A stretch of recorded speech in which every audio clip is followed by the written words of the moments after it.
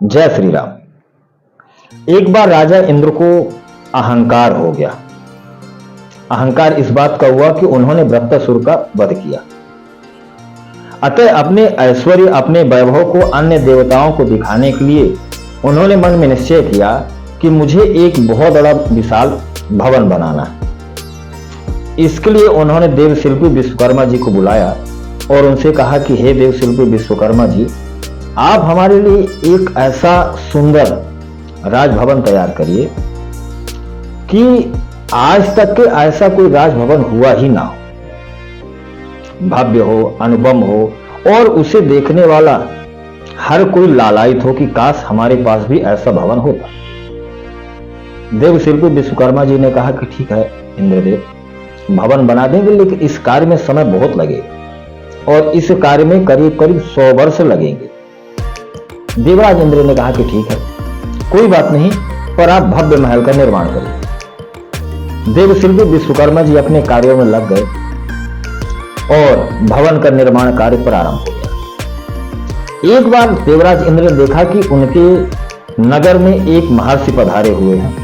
उनके सर पर चटाई है, शरीर पर रोए ही रोए हैं और छाती पर कुछ बाल कम हैं। और ऐसे ऋषि को देख करके देवराज इंद्र ने कहा कि हे महाराज, आप कहां से आए हैं और आप कौन हैं? यह सुनकर के ऋषि बोले कि हे इंद्र, मेरा नाम लोमस है, लोग मुझे लोमस ऋषि के नाम से जानते हैं। यह सुनकर के देवराज इंद्र ने फिर से प्रश्न किया कि महाराज, आपके सर पर यह जो चटाई है इसका क्या अर्थ है? पूरे शरीर पर यह जो बाल हैं और उन बालों में छाती के कुछ बाल कम है, इसका क्या अर्थ है? और साथ में आपने जो कमंडल लिया, इसका क्या अर्थ है? मैं समझ नहीं पाया।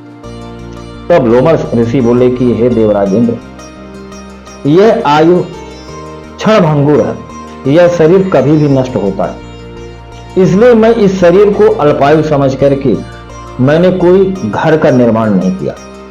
अतः यह जो चटाई है मुझे धूप और वर्षा से बचाती है। साथ में जब मुझे शयन करना होता है तब मैं इसी चटाई को बिछा करके जगह पर सो जाता।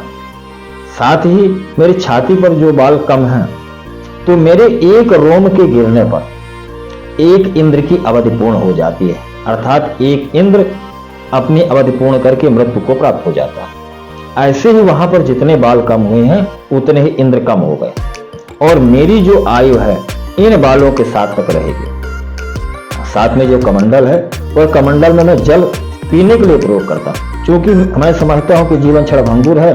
अतः क्यों व्यर्थ में घर का निर्माण करना या स्त्री पुत्र आदि के मोह में पड़ना, कम समय के लिए क्यों, अर्थात मैं भगवत आराधना में ही लीन रहता।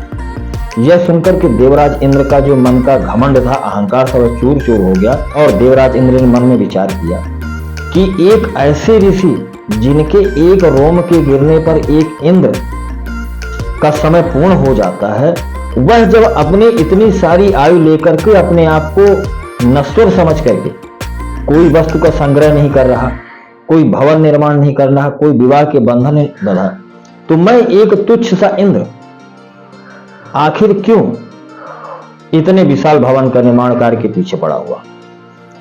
और इंद्र ने उस कार्य को रुकवा दिया और लोमस ऋषि अपने स्थान को चले गए। मित्रों, यह जो कहानी है यह हमें प्रेरणा देती है और समझाती है कि जीवन क्षणभंगुर है। साथ ही यह भी समझाती है कि जीवन में अगर हमें कोई उपलब्धियां मिलती है, हम कुछ कार्य करते हैं, तो हमें उसको प्रदर्शन नहीं करना, उस उपलब्धि के माध्यम से हमें सम्मान पाने का साधन नहीं बनाना। क्योंकि हमारे जीवन में जो समस्याएं आती हैं ना, तभी आती हैं जब हम अपनी उपलब्धियों को दिखाने का प्रयास करते हैं, हम यह बताने का प्रयास करते हैं कि हम अमीर हैं।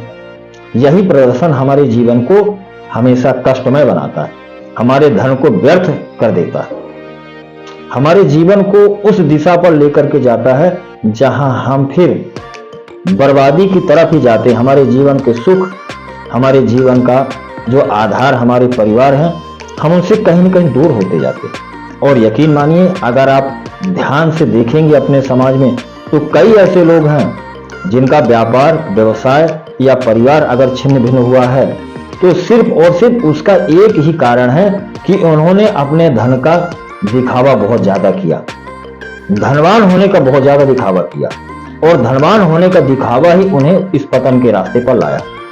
इसलिए इस शरीर को क्षणभंगुर समझ करके जो उपलब्धियां हैं उसका उपभोग करिए, उसे लोगों को दिखाने के लिए, प्रदर्शन के लिए ना करें। जय श्री राम।